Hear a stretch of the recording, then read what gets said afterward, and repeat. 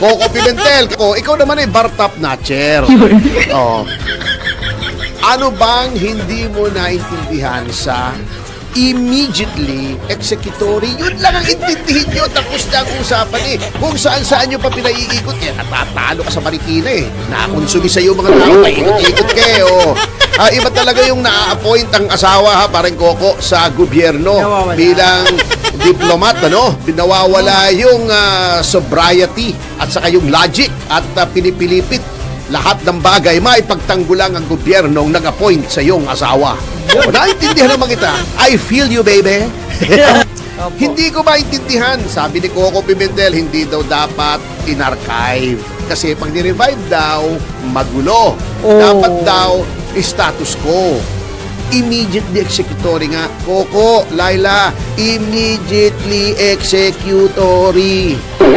Babagalan ko. Immediately, ibig sabihin, agad-agad, Yes. executory, dapat ipatupad. Yes. I-combine natin, immediately, executory, agad-agad, dapat ipatupad. Okay, ha? Okay, naintindihan niyo po yun. Madali lang po eh. Hindi, Ay. grabe, Ma'am Jubes, ano? Opo. Talagang in full force yung mga talking heads ng mga yellow lalo. Ang daming boss. Labas si Coco Pimentel kanina na pinapakinggan natin. Opo. Hindi ko maintindihan. Sabi ni Coco Pimentel, hindi daw dapat in-archive. Kasi pag ni-revive daw, magulo. Dapat daw, status quo. Coco, ikaw naman ay bar top notcher. Oh. Ano bang hindi mo naintindihan sa immediately executory? Yun lang ang intindihin nyo. Tapos na ang usapan eh. Kung saan-saan nyo pa pinaiikot, kaya natatalo ka sa Marikina eh. Nakakonsumi sa'yo mga tao. Paikot-ikot ka eh. Oh.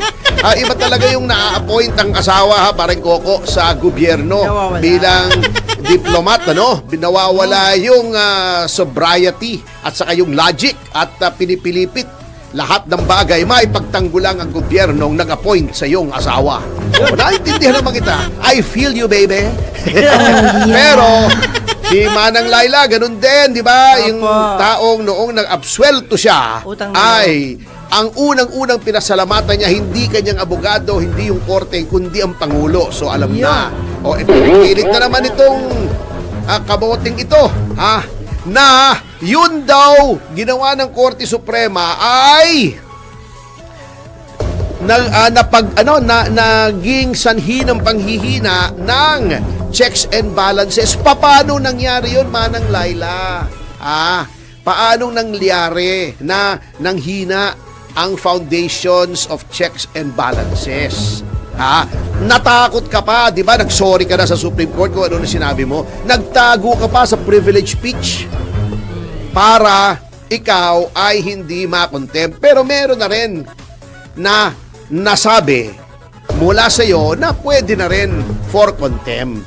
Idagdag natin to doon sa contempt of court na ginawa mo at tireklamo ka nung hindi mo sinunod yung TRO. Kaya na, we feel you also eh. Hindi mo naman ginagalang kahit kailan ang Korte Suprema. Di ba yung TRO? Di ba? Hindi mo naman ginagalang yung batas, di ba? Sinabi na kapag ang abogado, they should lead exemplary lives.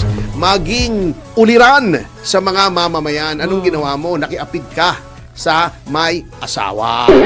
Di ba? Kaya na iintindihan namin kung bakit hindi mo ginagalang ang batas. Bago i-analyze mo naman kasi yung sinasabi mong ang impeachment ay mahirap nang gawin. Hindi po mahirap gawin. Lalo ngang pinadali para wala ng question-question. Tuparin nyo lamang yung due process requirements. Ano bang mahirap gawin? Ano bang sinasabi ng Korte Suprema para ang impeachment ay maisulong? Unang-una, huwag kang lumabag sa one-year rule. Nasa Constitution yun. Yes. Number 2, sumunod ka sa due process. Nasa Constitution din yan, Manang Laila. Di ba Human Rights Chairman ka dati ng Human Rights Commission? Ba't ayaw mong sundin yung human rights, yung due process clause ng Constitution?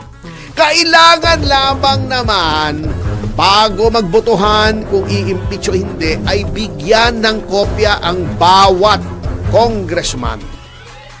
Kopya ng articles of impeachment at yung at yung mga ebidensya. Due process Doon sa committee hearing, dapat din bigyan na madinig yung ini-impeach na tao. Natatandaan mo, Manang Laila, noong hinihiring yung usapin tungkol sa bilibid drug trade na ikaw ang involved. Ilang beses kang pinadalhan ng Committee on Justice sa pamumuno ni late Congressman Ray Umali. Binigyan ka ng pagkakataon na ikaw ay dumalaroon either by yourself or through a lawyer para pagtanggol ang sarili mo. Hindi ka dumadalo, pero binigyan ka ng pagkakataon. Ng chance. Yeah. Noong nagkaroon ng preliminary investigation, on record yan, hindi ka sumagot, kinwestiyon mo yung jurisdiction ng DOJ and then later on ng Regional Trial Court. Sabi mo, dapat Sandigan Bayan. Hindi ka sumagot. Kayabangan mo, yan ang nangyari, di nakulong ka. Na-absuelto ka. Dahil yung recantation that I strongly disagree with, pero ginagalang ko yun. Okay, pero the fact remains, ikaw nga hindi mo rin ginalang ang Supreme Court. Di ba nag-forum shopping ka, kinagalitan ka? Kasi nag-file ka ng motion to quash sa RTC, nag-file ka ng certiorari sa CA, nag-file ka pa ng certiorari sa Korte Suprema, sabay-sabay. You engage in forum shopping, which is contempt of court, pag-deliberate. Kaya, naintindihan ko na wala kang paggalang talaga sa mga hukuma natin. Okay lang yan. Pero, ikaw naman ay abogada, ano ba namang excuse mo na hindi mo alam ang batas? Immediately executory nga. Coco, Laila, immediately executory. Babagalan ko, immediately, ibig sabihin, agad-agad, yes. Executory, dapat ipatupad. Yes. I-combine natin, immediately, executory, agad-agad, dapat ipatupad. Okay, Okay, naintindihan niyo po yun. Madali lang po Hindi bali na si Senator Juan Bol. Okay lang 'yon. Hindi naman abogado 'yon, pwede na. Hindi bali na si Risa.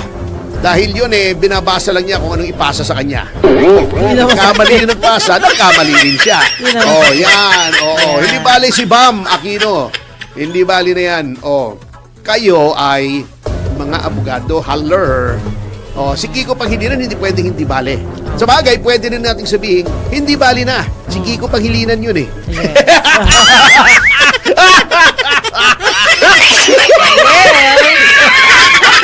Pero attorney, congratulations pala sa'yo. Ayan. Bakit? Anong ginawa ko? Ay, hindi. Kasi dati, kayo po ay PDP spokesperson ng impeachment court lamang.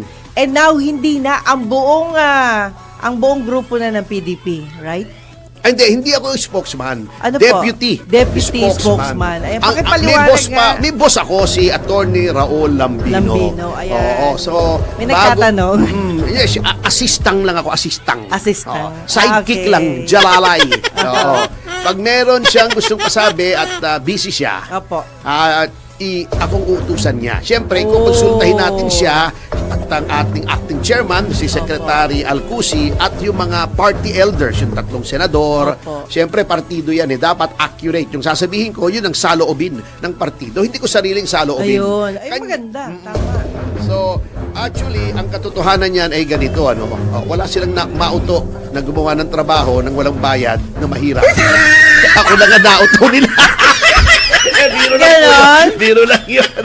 Biro lang namin yun sa loob ng partido. Totoo niyan, it's always a pleasure and an honor to serve the party na ang pinuno ay ang dating Pangulong Rodrigo Duterte. Pero attorney, at least hindi ka fake news. Oo Hindi ka naman. gumagawa ng pansarili lamang. Hindi. May- Tayo naman basta kung Straight to the aayos point. ng bayan. Yes.